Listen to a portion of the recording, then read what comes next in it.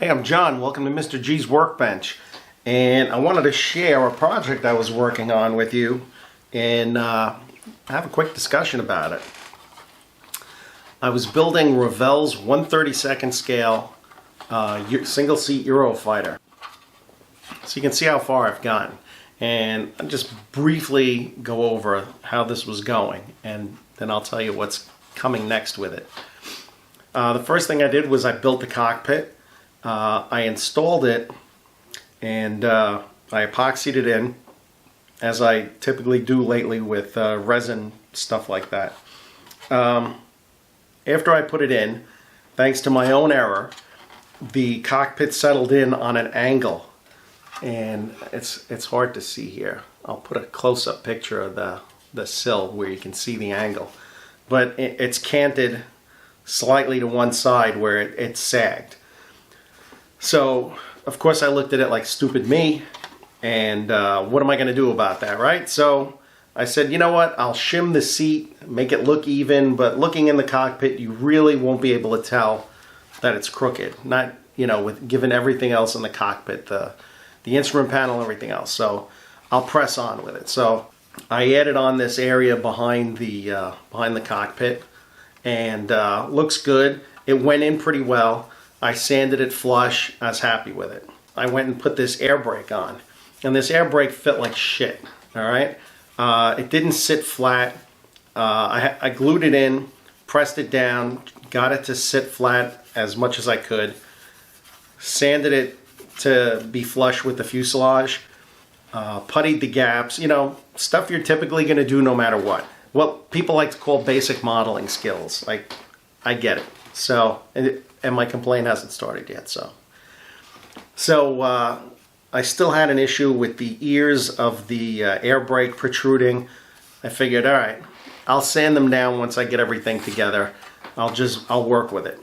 The next thing I had done was I had put these grills in on the sides, because I had Eduard photo etch that came with the kit when I bought it. It was a package, so they went on fairly reasonably, no issues. I bought this, I think it was from Phase Hanger. It's a replacement exhaust for the ECM. Went in fairly well, puttied it up, sanded it smooth. All right. Next thing I had to do was I had to work on the lower wing, the parts that attach to the lower wing, so I could get to this point. So the next thing I had to do was I had to build up the intake. Probably one of the most prominent things on this plane. You can see how big they are. So the bottom piece is a resin piece because it includes an Aries nose gear bay. It fit together with the Revell parts like shit. It's probably a combination of the Revell parts sucking and the Aries part probably not in the correct shape. I could see once I glued it in that the intakes need to be like tamped down. I have to CA these things to the lower part of the intake. So no problem, it's not going to be seen. I got FOD covers, I'll just deal with it. So I installed it. I cleaned up the main gear bays. There are areas obviously, and I epoxied them in, clamped them down so they'd sit properly.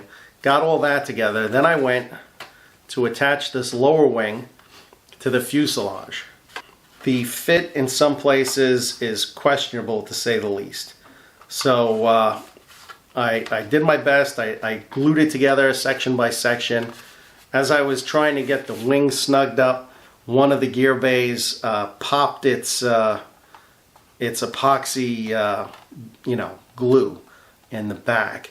So now there's a nice gap on one side. And I'm like, all right, no problem. I'll just keep dealing with this. Got this glued in.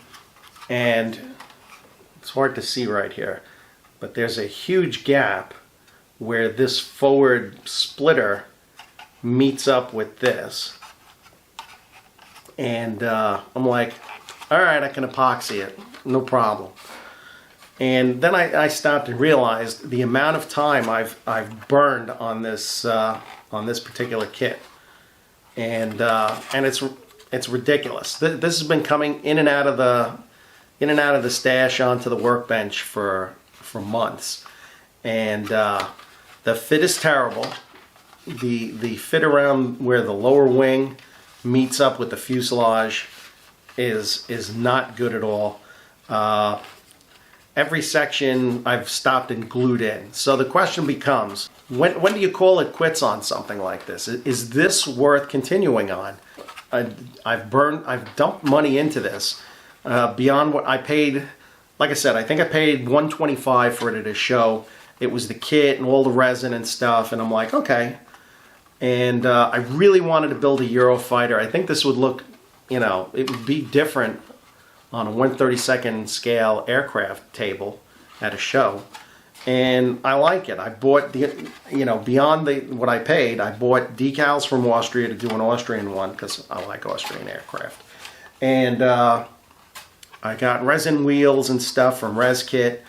And now I'm at the point where I'm saying, how much is too much? How much time is too much time? Is this really worth my time? And it boils down to this. My buddy Boyd said to me one day, he goes, life is too short to build shitty kits. And he couldn't be more right. And this kit in particular is making me realize it more and more.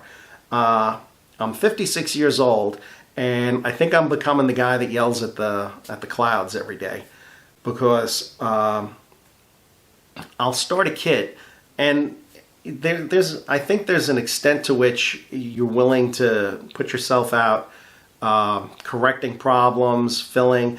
You want it to be an enjoyable process. And my time at this point in my life, I like to think my time is precious and it's valuable. And regardless of how much I paid for this kit, is this kit and the aggravation that comes along with it, is all of that going to justify the amount of time I waste on it? And, finishing it off. In the time I've spent on this, I probably could have built a couple of 1/48 scale planes and probably had a better time about it. And I don't like to buy into the premise of, that only Tamiya makes, really pleasant building models. They do, but they're not the only game in town. I've certainly built some Kitty Hawk kits that, were worth my time in the end. The Ocean Hawk was a great kit. It was worth my time. The F5, I was very happy with my final product, and that was worth my time and aggravation. But, this is just kind of becoming a big piece of plastic that I'm getting more and more aggravated working on. So, do I move on? Do I throw this in the trash and be done with it once and for all and buy myself a better 1/32 scale kit? What do you think? What would you do? Obviously, we're all different. Let me know what you think. Would you take this Eurofighter and persevere? Like, well, you've gotten this far, so, why don't you just finish it? The question becomes, is it going to look like what I imagine it'll be? How many more issues with fit and alignment and everything else am I willing to tolerate just to build a Eurofighter? Would I be better off? Is the Trumpeter Eurofighter kit gonna fit together better, even if it doesn't look quite right according to people on the internet? Is it worth just getting that kit and starting over again? I'd be curious to hear what people think. What's your pain threshold on a kit? Doug over Doug's Models has talked about having a certain number of F's to give about a particular kit. And you know what? To a certain extent, he's probably right. How long do you tolerate building a shitty kit before you pull the pin on it and say, nah, I'm done here, and feed it over to the local landfill? Last year I did it with the Kitty Hawk OV-10D.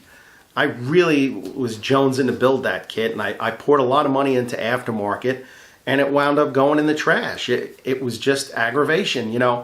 If every time you sit down and work on a kit you get aggravated, it's not a hobby anymore at that point. It's just annoying, and it's like I'd rather be vacuuming the house than working on a shitty kit, So, again, let me know what you guys think. I'd be curious to hear what some of you guys would do with a half-built 32nd scale Eurofighter.